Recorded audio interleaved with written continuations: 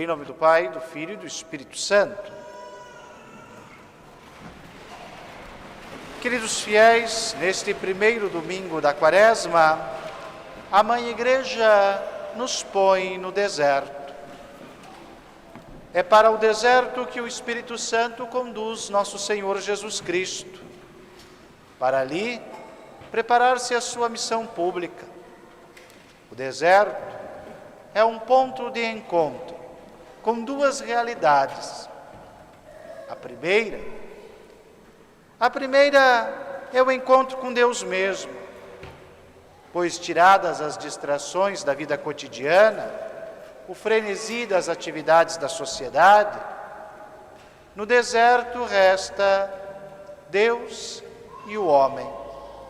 Ali se vão as distrações, ali se vão as desculpas para não se fitar o olhar em Deus, em sua vontade.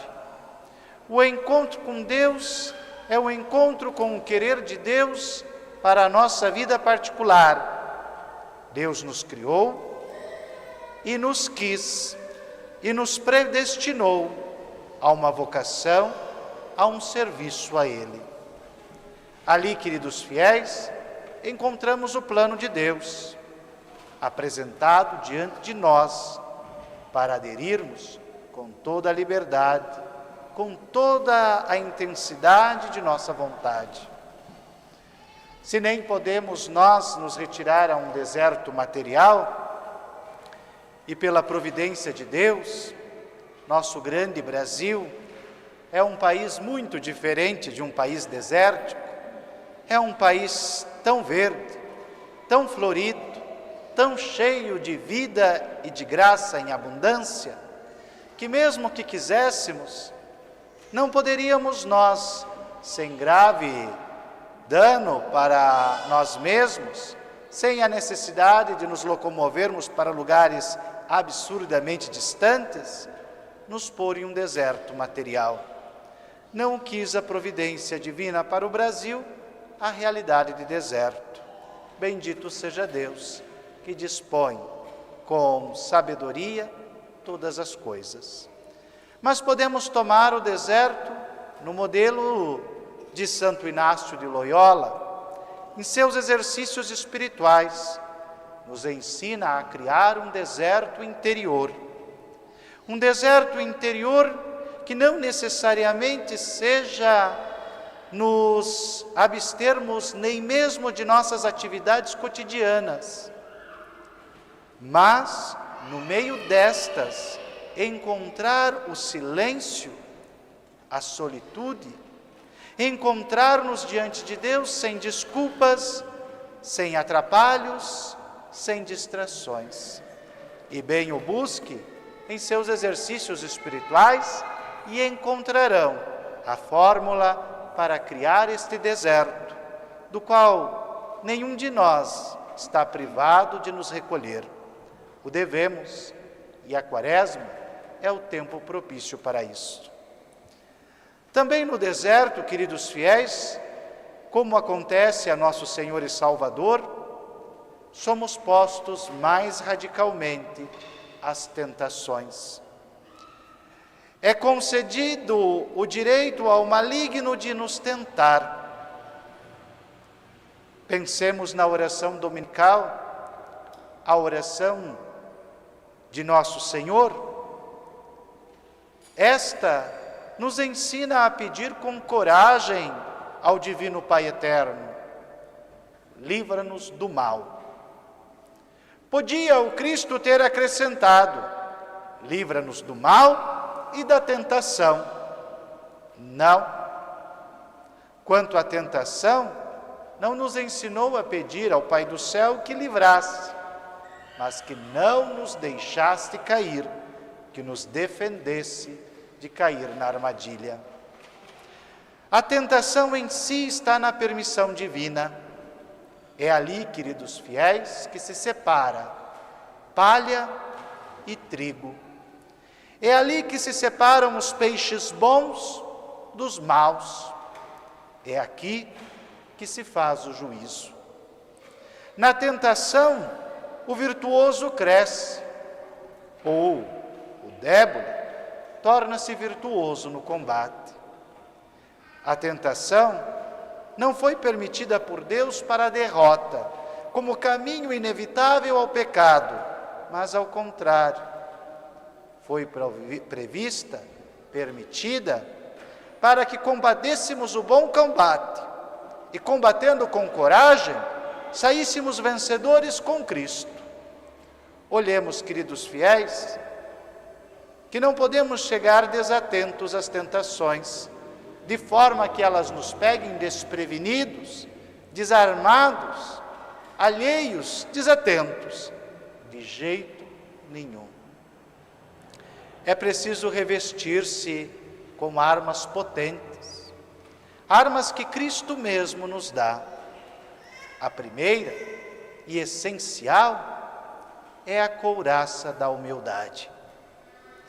Ó virtude bendita, tão fecunda em filhas, a bendita humildade. Nas provações, agir com a humildade dos filhos de Deus. Podemos pensar, de todas as potestades das virtudes, por que escolher uma tão tênue, tão frágil? A humildade, ela não apresenta força, ela não põe medo em ninguém. Como afugentar o leão feroz com a doce e frágil humildade? Bem, é o que Cristo nos apresentou e devemos segui-lo.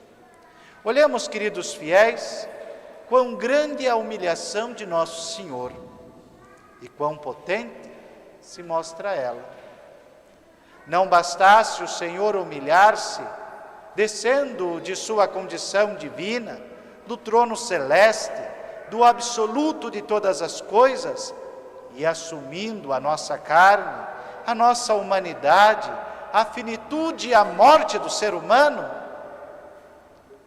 quis Ele, neste ato de humilhação que escandaliza até os anjos, acrescentar mais e mais ainda.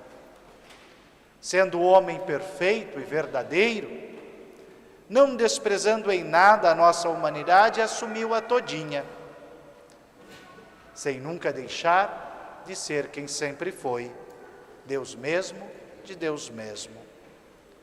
Olhemos, queridos fiéis, que no Evangelho de hoje o Senhor se permite uma humilhação muito maior. Permite-se ser tentado pelo maligno.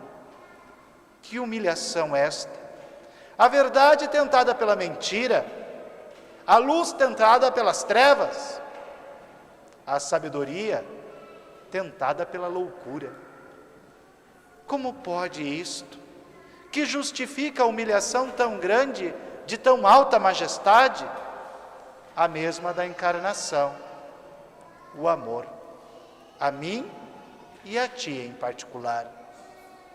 Este é o motivo de permitir que a vil serpente se aproxime dele e que o apóstata do início dirija-se ao Senhor de tudo, seu verbo venenoso, sua palavra mentirosa, sua falsidade. Ó bendito Jesus, que sofrestes até isto por mim. Aqui, queridos fiéis, humilha-se a ser tentado, pois sendo o novo Adão, precisava cumprir em tudo aquilo que o primeiro deixara perder. Se lá em nossos primeiros pais, esta serpente venenosa, com meia dúzia de ilusões e de palavras falaciosas, abriu um abismo tão grande no coração do homem, intransponível, cá, no homem Jesus, no Santo dos Santos, no Santíssimo Redentor, a tentação é apresentada. A armadilha do maligno, estreitamente armada, preparada para dar o seu golpe em carne humana, já conhecida de suas presas. Mas não, não encontra aqui por onde inocular o seu veneno. Queridos fiéis, quando o diabo se aproxima, busca sua filha, a soberba, pois ele é pai da soberba.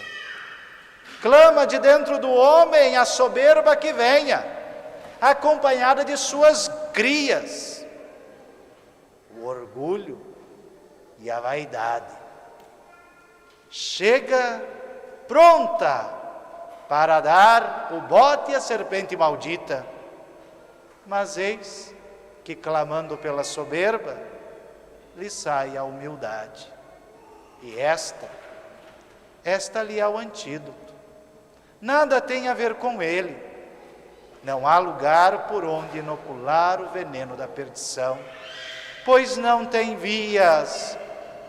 A soberba, quando a humildade se apresenta, em tudo o Senhor cumpre esta virtude. E mais, uma vez que mãe tão fecunda chega às portas do coração humano, não só não tem por onde o demônio entrar, como suas filhas vêm ao socorro do coração. A fortaleza, a justiça, a esperança, a fé, todas elas brotam de um coração humilde e sincero e fazem com que a maldita serpente engula o próprio veneno que havia preparado ao homem. Eis o caminho que o Senhor nos apresenta. O sigamos e o sigamos de perto. Não nos iludamos, queridos fiéis, achando que as tentações terão um fim, terão um término e que este é breve e passageiro. De forma alguma. As tentações nos acompanharão durante toda a peregrinação sobre a face desta terra. E não podemos nós vacilar um instante.